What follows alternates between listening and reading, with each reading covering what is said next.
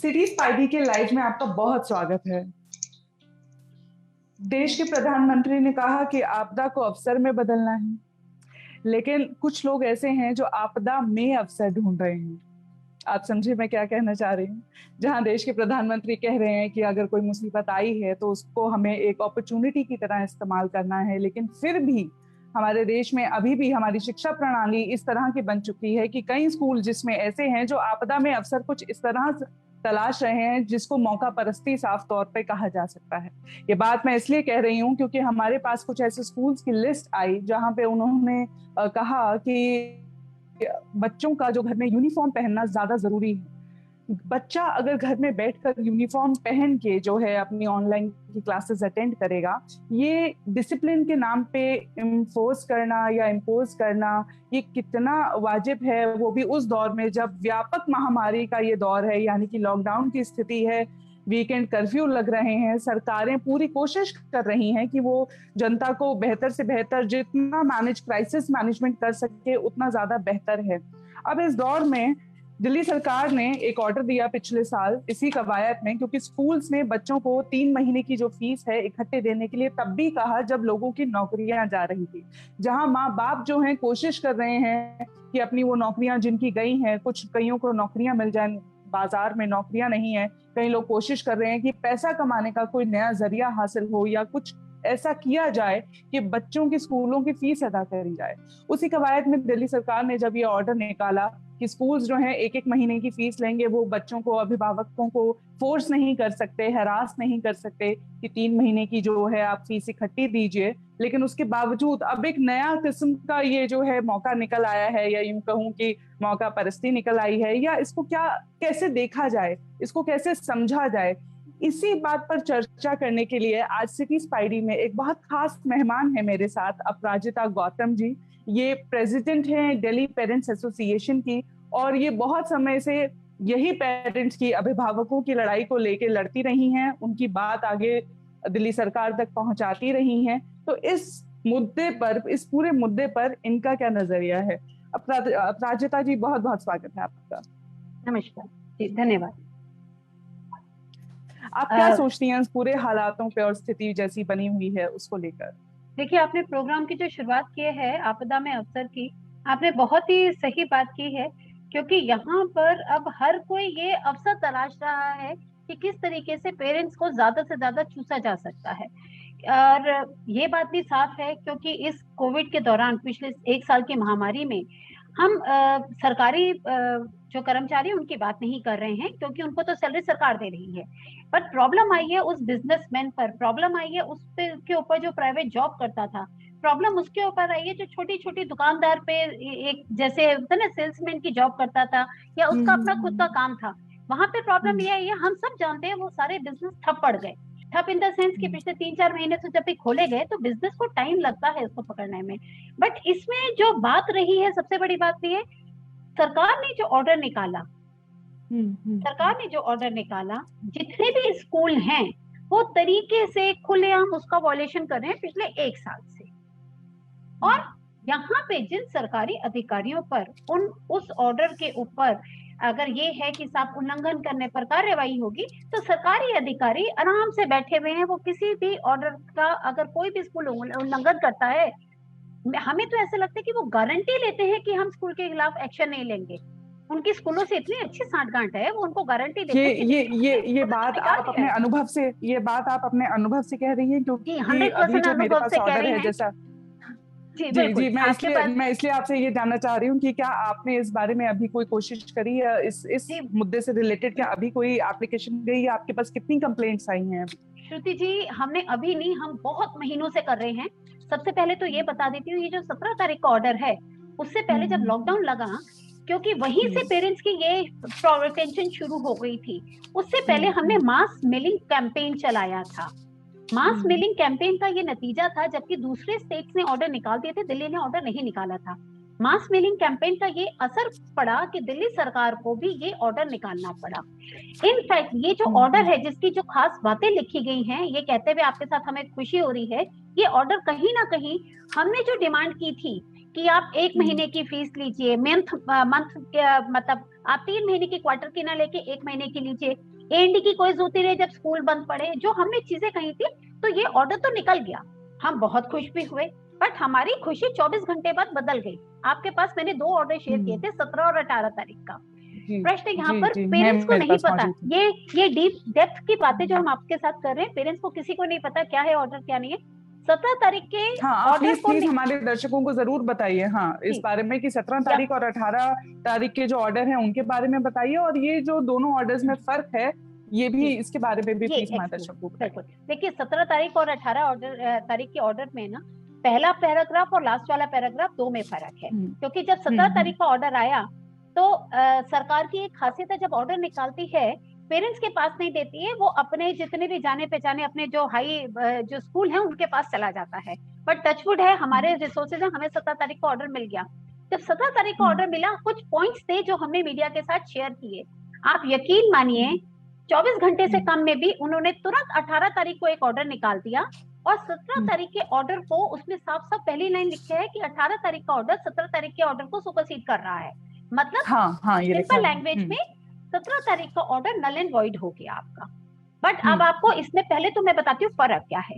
अगर 17 तारीख के ऑर्डर की आप फर्स्ट पैराग्राफ पढ़ते हैं, उसमें कोई एंड डेट नहीं दी हुई है कि ये ऑर्डर कब तक लागू होगा। वहीं 18 तारीख में वो लाइन हटा दी गई है। दूसरी बात, 17 तारीख के ऑर्डर में जहां पे आखिरी पैराग्राफ में इस ऑर्डर का वॉल्यूशन करने पर एजुकेशन डिपार्टमेंट खुद मेंशन कर रहा है कि आईपीसी 188 के तहत, और क्योंकि पूरी दिल्ली में डीएमए लगा हुआ है, डिजास्टर मैनेजमेंट एक्ट की बात कर रही हूँ, तो डिजास्टर मैनेजमेंट एक्ट 2005 के तहत सेक्शन 51B के अंतर्गत एक्शन लिया जाएगा। अब प्रश्न ये उठता है सेक्शन 51B है क्या, क्योंकि जब एक्शन लेने की बात आती है, हम तो बड़े खुश थे 17 तारीख को ऑर्डर पढ़ के, उसमें साफ साफ लिखा है कि कोई भी अगर इस ऑर्डर को नहीं मानेगा तो उसको जो इम्प्रिजनमेंट जाएगी वो 1 साल तक एक्सटेंड हो सकती है, प्लस फाइन लग सकता है, या दोनों हो सकता है। मतलब कहीं ना कहीं कड़ाई से पालन करने की बात थी। बट यानी कि जिस डिसिप्लिन को स्कूल बच्चों पे लागू करना चाहता है, और वो चाहता है कि बच्चे डिसिप्लिन सीखें, या यूं कहूं कि ह्यूमैनिटी, मानवता सीखें, वो कहीं ना कहीं लैक हो रही है स्कूल्स के बिहाफ पे। क्योंकि अगर सरकार ऑर्डर निकालती है जो कि सबके लिए माननीय है और मानना भी चाहिए, ये तो सरिये से मतलब लॉ का, जैसे कहते हैं ना कि आपने तोड़ दिया कानूनों को, उसके मानना है ये।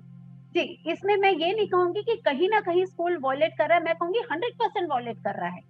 कहीं वाली की गुंजाइश ही नहीं है, क्योंकि हम 17 से 18 तारीख के ऑर्डर में भी आते हैं। लेट्स से कि चलिए आप वॉयलेशन वाली बात हटा देते हैं, अब नाउ कमिंग टू द 18 वाला ऑर्डर। 18 का ऑर्डर ये कहता है कि किसी भी मतलब जो फीस ली जाएगी वो मंथली बेसिस पे ली जाएगी। यहाँ पे मैं मेंशन कर देती हूँ, ये ऑर्डर कहने को आज का नहीं है, ये करीबन 20-22 साल पुराना है। 1999 का ये ऑर्डर है कि जो फीस ली जाती है वो मंथली मोड पे ली जाती है। वहां पर इसमें 18 तारीख और के ऑर्डर में ये भी लिखा हुआ है एनुअल एंड डेवलपमेंट चार्जेस नहीं लिए जाएंगे। एक आपके चैनल के माध्यम से मैं पेरेंट्स को ईयरमार्क लेवीज भी सिखाना चाहूंगी क्या है, क्योंकि 99.9% 100% पेरेंट्स को नहीं पता क्या ईयरमार्क लेवीज होता है। कि आपके पास इन एक्सपेंसेस का ऑप्शन है, आप अगर चूज करते हैं आपको वो पैसा देना है, चूज नहीं करते तो आपको पैसा नहीं देना। सरकार ने इस ऑर्डर पे ट्रांसपोर्ट का लिखा हुआ है। बट इसी तरीके से इसमें मैं आपको बता देती हूँ, स्कूल्स की मैगजीन, न्यूज़पेपर जो स्कूल वाले जबरदस्ती आप पेरेंट्स से 1000 रुपए के आसपास लेते हैं, तो ये जो एक्स्ट्रा जो फैसिलिटी है, सपोज सृष्टि चाहती है अपने बच्चे के लिए अडॉप्ट लेना और अपराजिता कहते हैं मुझे नहीं चाहिए, तो that is optional. But earmark levies को हमारा एक्सपीरियंस है स्कूलों द्वारा स्कूल फीस में ऐड कर दिया जाता है। किसी पेरेंट को नहीं पता इस नाम का कोई हेड होता है।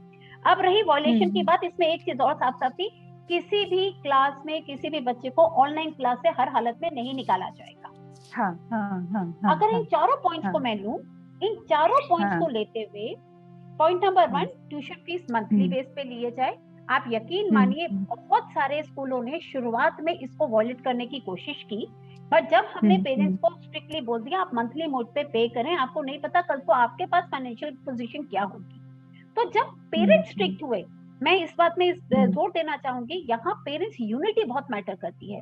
जहाँ पेरेंट्स स्ट्रिक्ट हो जाते हैं, यूनिटी के साथ काम करते हैं, यकीन मानिए स्कूल को झुकना पड़ता है। जब पेरेंट्स मंथली मोड पे गए तो उन्होंने वहां पे स्कूल ने भी धीरे धीरे मंथली मोड पे एक्सेप्ट किया। फिर हमारे पास कंप्लेंट्स आई, स्कूल एनुअल चार्जेस और डेवलपमेंट चार्जेस भी मांग रहे हैं। सबसे बड़ी दिक्कत तब आई जब स्कूलों ने फीस नहीं मिलने पर, यकीन मानिए, अगर अप्रैल 10 तारीख लास्ट डेट होती है, किसी भी महीने की 10 तारीख लास्ट डेट होती है फीस को सबमिट करने की, पहली बात। दूसरी बात है, उसके अलावा एक ग्रेस टाइम दिया जाता है, अनदर 10 दिन का पीरियड, हाँ, यानी हाँ, कि हाँ। 20 और तारीख उसके लिए पेरेंट्स को उस इन्फॉर्म करना शायद जरूरी है, अगर मैं सही हूँ तो, वो यस ग्रेस पीरियड के लिए कि आपके यहाँ से बिल्कुल फीस नहीं आई है, और बिना वो ग्रेस पीरियड दिए या उनको इन्फॉर्म करे आप उनको क्लास में से नहीं निकाल सकते हैं। नहीं निकाल सकते। बट यहाँ पर मैं ऐड करना चाहूंगी, क्योंकि ये नॉर्मल सिचुएशन नहीं है कोविड के दौरान पे, इसमें तो नहीं ही निकाल सकते, चाहे पैसा हाँ, लेकिन मिले उसके नहीं बावजूद मिले। ऐसी बहुत लंबी फहरिस्त है ऐसे स्कूलों के नामों की जहाँ पे ऐसा बहुत खुलेआम प्रैक्टिस किया जा रहा है। बहुत तरीके से प्रैक्टिस किया जा रहा है। तो इसमें जब हमारे पास पेरेंट्स की कंप्लेंट आई, हमने उनको डीसीपीसीआर भेजा। तो Delhi commission of protection of child rights, यानी कि जो बाल आयोग जो बना हुआ है दिल्ली का, इसी तरीके से जब सेंट्रल गवर्नमेंट बनाती है उसको एनसीपीसीआर बोलते हैं, स्टेट लेवल पे उसको सिंपल बोलते हैं एससीपीसीआर। तो दिल्ली के जब डीसीपीसीआर में गई, मैं आपको ये बताते हुए मुझे हैरानी हो रही है, अपराजिता जी आपकी आवाज डीसीपीसीआर या डीसीपीसीआर वहां पे जब पेरेंट्स कंप्लेंट लेके जा रहे हैं कि मेरे बच्चे को ऑनलाइन क्लास से निकाल दिया, और देखिए यहाँ पे बच्चों की जब प्रताड़ना की बात आती है तो डीसीपीसीआर के पास पूरा राइट बनता है कि वो जेजे एक्ट और राइट टू एजुकेशन एक्ट के थ्रू अंडर उसमें स्कूल के ऊपर एक्शन ले सकता है। बट आपसे ये भी शेयर करते हुए हमें दुख हो रहा है कि डीसीपीसीआर ने किसी एक स्कूल में आज तक एक्शन नहीं लिया है, जबकि वो पेरेंट्स को साथ में बैठा के ये बात करते हैं, आप बताइए कितनी फीस दे सकते हैं, कब तक दे सकते हैं। तो मतलब यहाँ पर ये है कि डीसीपीसीआर बिनिस्बत इसके कि अपने वो प्रोफाइल में रह के काम करता, स्कूलों के ऊपर एक्शन लेता, बिनिस्बत इसके वो पेरेंट्स के साथ बैठकर ये डिसाइड कर रहा है कि आप स्कूल को कब तक फीस दे पाएंगे।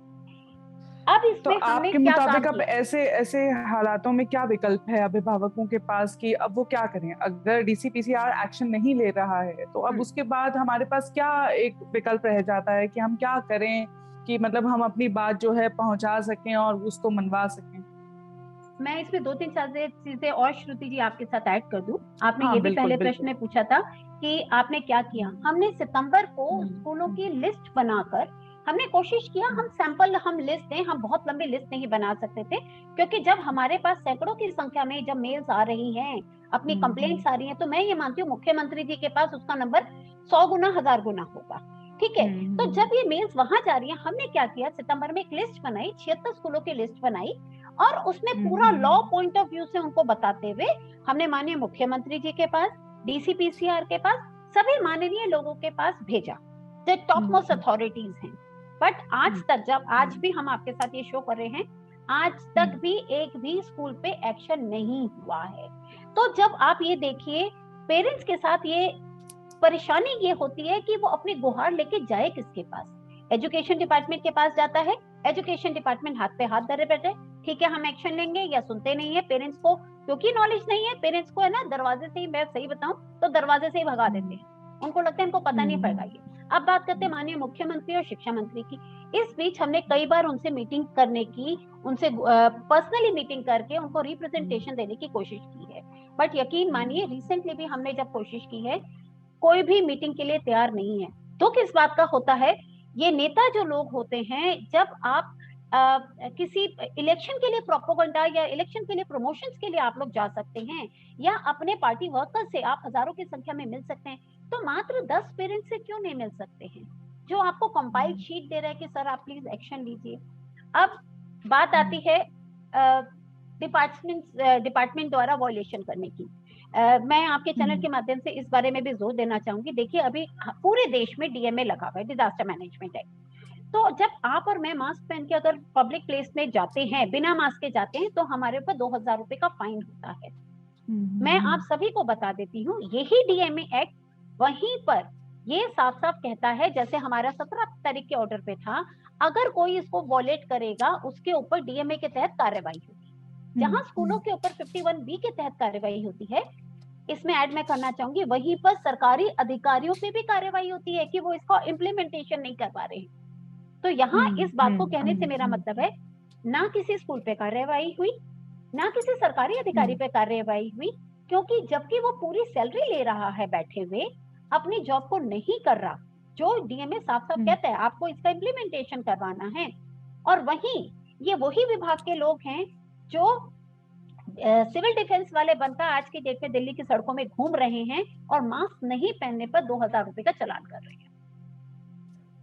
जी, हमारे पास कुछ सवाल भी आ रहे हैं, आप अभी जारी रख सकते हैं। जैसे ही मेरे पास अगला सवाल आता है मैं आपसे वो पूछूंगी।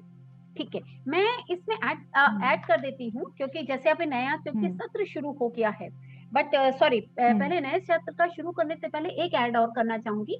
हमने जब शिक्षा विभाग को लेटर लिखा था, हमने उनसे ये भी कहा था कि सर आपने इस ऑर्डर पे जहां पर फीस लेने की बात की है, सारी बातें की, एक चीज आप भूल गए हैं, क्योंकि बहुत बड़ा नंबर होता है न्यू एडमिशन का, जो जनवरी में या फरवरी में 2020 की अगर मैं बात करूं, पूरी फीस अपनी जमा करवा चुके, क्वार्टर की फीस, उसके अलावा annual charges and development charges, वो अमाउंट छोटा नहीं होता, करीबन 60-70,000 एक पेरेंट की जेब को असर डालता है।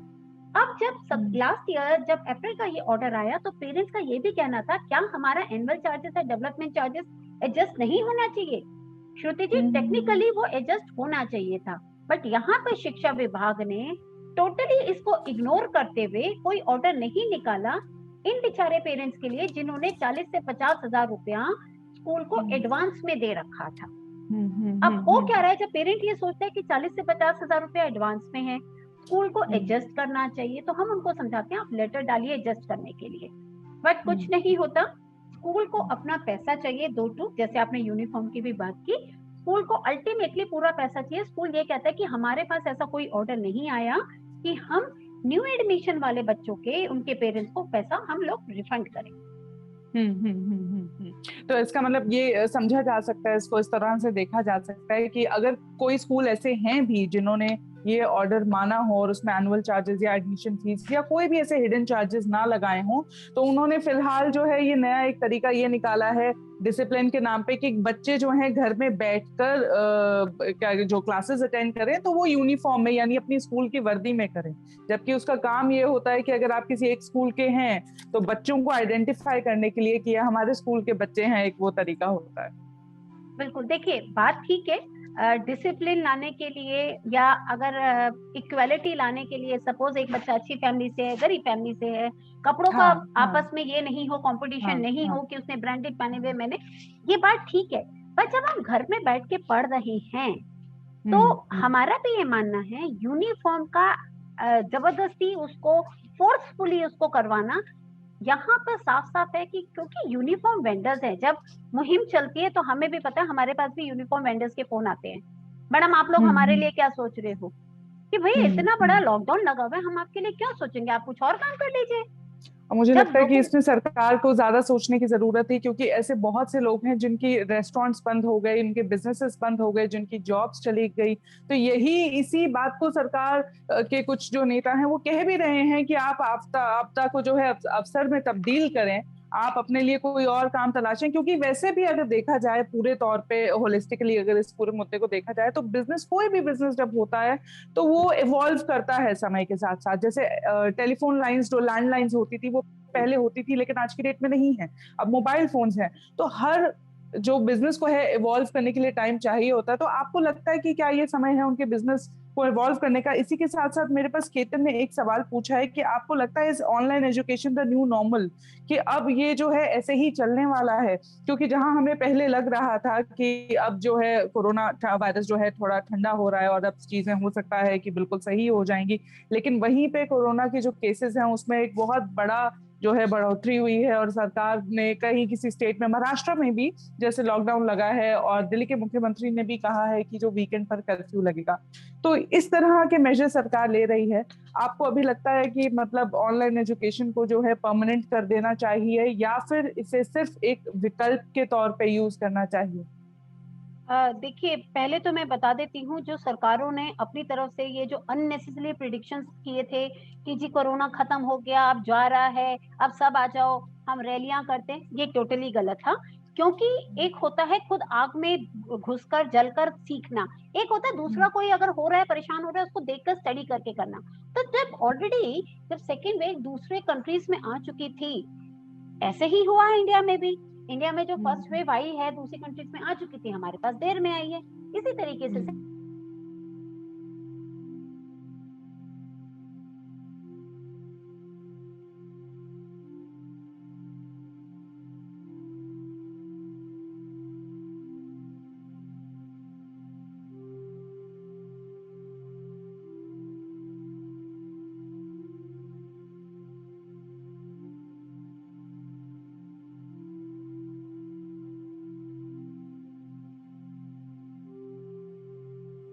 जिता जी की हेलो, आवाज मुझ तक नहीं आ रही अब है। आ रही है जी आपके जी पास? जी हाँ, जी हाँ, अब आ रही, अब आ रही। मैं ये कहना जी। चाहती हूँ, जब सेकंड वेव दूसरी कंट्रीज में आ गई थी, तो सरकारों हम्म ने, या मेरे को हमें ऐसा लगता है कि बहुत जल्दी की स्कूलों को खोलने का एक ऐलान करते हुए हमने उस टाइम भी विरोध किया था इस चीज का, क्योंकि ये शुरू से कहते थे कि कोरोना बच्चों को इफेक्ट नहीं करता, इसलिए खोल देते हैं। तो मेरा हमारा हमेशा यही कहना था कि आप लोग ये कह रहे हैं कि कोरोना बच्चों को इफेक्ट नहीं करता, बच्चे क्योंकि अभी तक आए नहीं है बाहर, जिस दिन बाहर आएंगे तब आप उनके नंबर देख लीजिएगा। और ये बात हम फॉरेन कंट्री, जो बाहर के देशों में जो डेटा आ रहे थे, उन्हीं के बेसिस पे उनको समझाने की कोशिश कर रहे थे। अब बात आती है कि अ, सरकारों ने क्या किया, अब क्या किया। देखिए, अब हमने मेस क्रिएट कर दिया है, ठीक है। इसमें सरकारों की जितनी गलती है, आई एग्री, इसमें आम नागरिक की भी गलती है, क्योंकि सरकार ने खुद जब दिशा निर्देश का उल्लंघन करते हुए, या बोलूं कि जब उनको जैसे ही मौका मिला, आज आप देख लीजिए पूरे देश में चुनावी यात्राएं हो रही हैं, ठीक है। दिल्ली में भी आए दिन धरने हो रहे हैं। तो मैं ये बोलूंगी, इन्हीं सब लोगों की वजह से जो कोरोना आज की डेट में फैला है, और अगेन जो बच्चों की लाइफ जो स्टेक में आई है, इन्हीं की वजह से आई है। दूसरा आपने प्रश्न पूछा था न्यू नॉर्मल की बात, मुझे ऐसा लगता है कि कहीं ना कहीं इसको हमें सेकेंडरी न्यू नॉर्मल की तरह से फिलहाल लेना पड़ेगा, क्योंकि ये स्पेशली बात है उन पेरेंट्स के लिए जिनके बच्चे हैं, जिनके बच्चे स्कूल जाने वाले हैं। उनको फिलहाल यही समझते हुए कि ये हमारी न्यू जनरेशन की न्यू टेक्नोलॉजी आ चुकी है, 21st सेंचुरी का ये है कि आप बच्चों को कंप्यूटर से पढ़ाएं और बच्चों को सेफ रखें। बट हाँ, जब स्कूल खुलेंगे तो हम भी चाहेंगे कि बच्चे जो एक कन्वेंशनल जो स्कूल हैं उसको एंजॉय करें, क्योंकि अपने जो उनका फ्रेंड्स का साथ होता है, टीचर्स के साथ इंटरेक्शन होता है, प्लस इस बहाने जब वो घर से निकलते हैं तो 4 लोगों से मिलते हैं, तो इटसेल्फ पर्सनालिटी डेवलप होती है। तो अब ये मैं वापस अपने एक सवाल पर आती हूँ कि बहुत सारे स्कूल जो हैं वो एनुअल चार्जेस अभी भी मांगते हैं, तो इस सिचुएशन से पेरेंट्स जो हैं कैसे डील कर सकते हैं और क्या ये सही है? मतलब अगर एनुअल चार्जेस की भी देखा जाए, कुछ स्कूल होंगे जो एनुअल चार्जेस मांग रहे हैं, लेकिन कुछ स्कूलों ने उसको अलग तरीके से छुपा के चार्जेस में डाल दिया है, कुछ स्कूलों ने यूनिफॉर्म इम्पोज कर दी है। तो अब इस स्थिति में आपको क्या लगता है कि पेरेंट्स जो हैं वो कैसे इसको हैंडल कर सकते हैं, यूनिफॉर्म वाली चीज को या एनुअल चार्जेस की चीज को? कोई भी ऐसी चीज जो नहीं होनी चाहिए थी, जो एक मौका परस्ती के अंदर आ सकती है जिसे कहा जा सकता है, या अमानवीयता के अंदर आपको लगता है कि आती हुई है, क्योंकि अभिभावकों पर भी ये बहुत ज्यादा प्रेशर है, अगर उनकी जॉब नहीं है या कोई भी आर्थिक उनको नुकसान पहुंचा है और इतना अनसर्टेन टाइम है इस वक्त, तो उनके लिए भी ये बहुत मुश्किल है। देखिए, एनुअल चार्जेस को मैं अमानवीयता नहीं बोलूंगी, एनुअल चार्जेस को मैं गैर कानूनी बोलूंगी, नहीं, हाँ, ये क्योंकि मैं उसके लिए भी नहीं कह रही, हाँ, अमानवीयता जैसे मैंने कहा, हाँ, तो ये वो एनुअल चार्जेस मैं के लिए नहीं कहा, हाँ, लेकिन ठीक, कुछ भी इम्पोज करना, उसको इम्पोज करना, मैनिपुलेट करना, छुपा के वो चीज चार्ज करना, क्योंकि ये आपदा है, आप जानते हैं कि आपके सामने जो है, सामने वाला पीड़ित है, और ये दिल्ली सरकार के ऑर्डर में उन्होंने खुद ये जो है शब्द इस तरह के यूज किए हैं, अंग्रेजी में उन्होंने लिखा है कि दिस इज इनह्यूमन। हाँ, Private schools are violating the provision of Delhi School Education Act Rules 1973, और इसमें कई जगह उन्होंने इस ऑर्डर में मेंशन किया लिखा है, है। हाँ, द फॉलोइंग श्रुति मैल ji, practices which are inhuman. Shruti ji, ये जी देखिए, ये जो शब्द आप पढ़ रहे हैं ना, ये गुडी गुडी वर्ड्स हैं, ठीक है, पेरेंट्स को खुश जी करने के लिए। जब ऐसा ऑर्डर आता हाँ है, हमारे हाँ मुख्यमंत्री, शिक्षा मंत्री टीवी में आते हैं, बड़ी बड़ी बातें करते हैं, बट वो बातें करने के बाद 4 दिन बाद जब उनको कंप्लेंट मिलती है, तब नहीं आते कि मेरे पास इतनी कंप्लेंट्स आई हैं, ठीक है। अब आते हैं, आपने 2 चीज पूछी, सीधी बात, नो बोलना सीखना चाहिए पेरेंट्स को, कैपिटल लेटर्स बोल्ड में नो बोलें। जब एनुअल चार्जेस स्कूल ले रहा है, यकीन मानिए, जब तक स्कूल में जो पेरेंट्स हैं, जब तक आगे नहीं आएंगे, स्कूल को फेस नहीं करेंगे, वो डर डर के काम करना चाहते हैं, वो चाहते हैं कि हम कुछ करें भी नहीं, हमें ये पैसा भी नहीं देना पड़े, और हम लोग सेफर साइड खेले। मैं आपके चैनल के माध्यम से उन सभी पेरेंट्स को समझाना चाहूंगी, एक टीम बना लीजिए अपनी। जब आप टीम के साथ लड़ते हैं, अपनी बातों को रखते हैं, लड़ने की बात नहीं कहूंगी मैं, रखने की बात कहूंगी, तो आप बेहतरीन तरीके से रख सकते हैं। और यकीन मानिए, हमारे पास बहुत सारे केसेस हैं जब हमने टीम के तौर पे काम किया, हमें सॉल्यूशन मिला। दूसरा, अच्छा, इस साथ साथ ही कर देती हूँ, मैंने आपके साथ एक ऑर्डर शेयर किया है 1 अप्रैल का, जो जोन 22 का है, ठीक है। तो इस ऑर्डर पे साफ साफ लिखा हुआ है कि लास्ट ईयर 17 और 18 अप्रैल के जो ऑर्डर है आज भी लागू होते हैं, तो उनके तहत इसका मतलब है कोई भी स्कूल आज भी एनुअल चार्जेस, डेवलपमेंट चार्जेस या कोई और हेड में पैसा ले सकता है। स्कूल, आप सभी को बता दें, स्कूल केवल और केवल आज भी आपकी ट्यूशन फीस ले सकता है मंथली बेसिस पे, नंबर 1। नंबर 2, ये जो फीस होगी कितनी होनी चाहिए, वो भी फीस 2019 और 20, क्योंकि लास्ट ईयर का ऑर्डर आज भी हमारा पास सुरक्षित है, तो उतनी ही फीस होनी चाहिए। आप बड़ी भी फीस मत दीजिए, क्योंकि खास बात यह है कि फीस बड़ी भी तभी देंगे जब एजुकेशन डिपार्टमेंट का अप्रूवल मिला होगा। तो यकीन मानिए अभी एजुकेशन डिपार्टमेंट ने अप्रूवल ऑफ लिस्ट जारी नहीं की है, तो आप ये मानिए कि आपके स्कूल को अप्रूवल नहीं मिला। तो जब भी अगर आपका स्कूल कोई भी ऐसी डिमांड करता है, आप प्यार से एक लेटर लिखिए कि आप इतनी डिमांड कर रहे हैं, as per the government order मुझे केवल मंथली ट्यूशन फीस पे करनी है। अगर आपके स्कूल के पास कोई स्पेशल अप्रूवल है, काइंडली उसकी आप हमें एक कॉपी प्रोवाइड कर दीजिए, जैसे मैं अपनी पेमेंट क्लियर कर दूं। इससे क्या होगा, पेरेंट की इस प्रश्न का उत्तर स्कूल देगा नहीं, आप देखिए, क्योंकि स्कूल के पास कॉपी ही नहीं होगी। तो पेरेंट को भी रिलीफ मिलेगा, आपस में इन चीजों को मेल एक्सचेंज वाली बात हो जाएगी। दूसरा, आपने यूनिफॉर्म पूछा, उस पे मैं स्ट्रिक्टली हम इसके खिलाफ हैं जो कुछ बिजनेसमैन अपने बिजनेस का बेनिफिट लेने के लिए, अपनी जो सेल है उसको करने के लिए जबरदस्ती पेरेंट्स को, बच्चों को प्रताड़ित कर रहे हैं। यहाँ पर आती है आपकी इनह्यूमन वाली बात, अमानवीयता। इसीलिए क्योंकि हमारे पास ऐसे ऐसे पेरेंट्स का फोन आ रहा है, वो ये कहते हैं कि मैम मेरे पास सैलरी 7,000 रुपए बची है, मैं यूनिफॉर्म खरीदूं या क्या करूं, मेरे लिए बहुत मुश्किल है। तो मेरा आपके चैनल के थ्रू उन सभी से अनुरोध रहेगा, मानवीयता रखिए। आपको नहीं पता कोरोना कितने दिन रहे, कितने दिन रहे, बेनिस्बत इसके कि आपके स्कूलों से बच्चे कम हो जाए। देखिए सेल और आप देखते हैं बिजनेसमैन के हिसाब से देखें तो आपके स्कूलों से बच्चे कम हो जाएंगे, ये 4 अननेसेसरी यूनिफॉर्म का प्रेशर डालने से। तो आप बच्चों पे प्रेशर मत डालिए, ये देखिए बच्चों को कैसे क्वालिटी एजुकेशन दे सकते हैं। हाँ, ये हो कि बच्चे सुबह जब कैमरा के आगे बैठे, अपनी क्लास में बैठे, ऑब्वियसली अच्छे रहे कि नहा धो के बैठे बच्चे, और प्रॉपरली सिटिंग उनका पोस्चर सही हो। अगर ये 2 चीज सही रहती है तो मुझे ऐसे लगता है हम बेहतरीन रिजल्ट ला पाएंगे।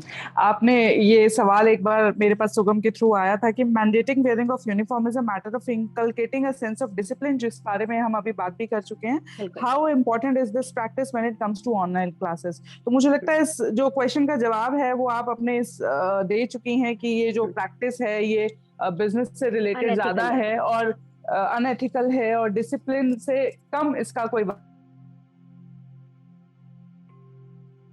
जो हालातों को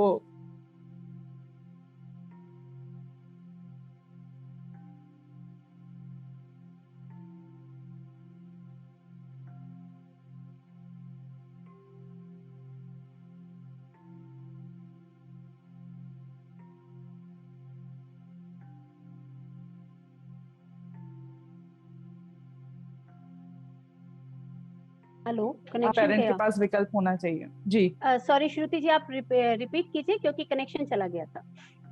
जी मैं आपसे बस जी कुछ नहीं, फिलहाल जो है अब भी मेरी आवाज आ रही है आप तक? जी आ रही है।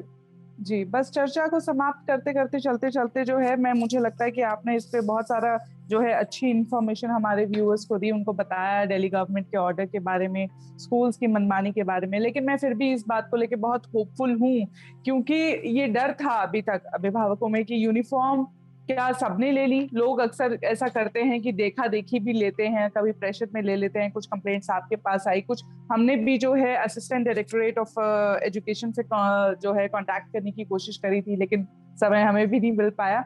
लेकिन जो बात है और जो नजरिया है उसको लोगों के सामने रखना बहुत जरूरी हो जाता है, और मुझे लगता है कि उसको बेहतर तरीके से हम सामने रख पाए हैं। जहां तक मैं अगर सही समझी हूँ आपकी बातों को, तो आप भी वही सोचती हैं कि यूनिफॉर्म को इस समय जबरदस्ती इम्पोज करना और वो भी घर पे पहनाना जो है वो सही नहीं है। फीस हाइक का जो मुद्दा है वो अभी भी बरकरार है। मैं उम्मीद करती हूँ, इस बात पे बहुत होपफुल हूँ कि अगर ये बात हमारी सही अथॉरिटीज तक पहुंचेगी तो वो इस पर जरूर जो है कार्यवाही करेंगी। क्योंकि आपने देखा था कि अभी सीबीएसई की जब वो मुद्दा उठा तो उसके जो एग्जाम्स है वो कैंसिल भी हुए हैं, क्लास 10 के और 12 के पोस्टपोन भी हुए हैं। तो उम्मीद कम हो सकती है, खत्म नहीं हो सकती। मुझे अभी भी पूरी जो है विश्वास है सरकार पे, उनकी गवर्नेंस पे। अगर हमारी बात उन तक पहुंच रही है तो मैं अभी भी इसको लेके होपफुल हूँ। लेकिन हाँ, पेरेंट्स को बहुत ज्यादा जरूरत है और क्या कहते हैं अपनी आवाज उठाने की। तो मिलते हैं फिर अगली बारी। थैंक यू सो मच अपराजिता जी हमारे साथ जुड़ने के लिए। अगले हफ्ते Thank you, फिर श्रुति फ्राइडे जी। को, Thank you. शुक्रवार को मैं जी थैंक यू सो मच। अगले हफ्ते फिर शुक्रवार को मैं एक एजुकेशन यानी कि शिक्षा से जुड़ा हुआ मुद्दा उठाकर आपके पास लाऊंगी। सिटी स्पाइडी से जुड़े रहिए, हमारे पेज को लाइक और सब्सक्राइब करना मत भूलिएगा, और अगर आपको ये हमारी चर्चा आज की पसंद आई तो इसको शेयर जरूर कीजिएगा।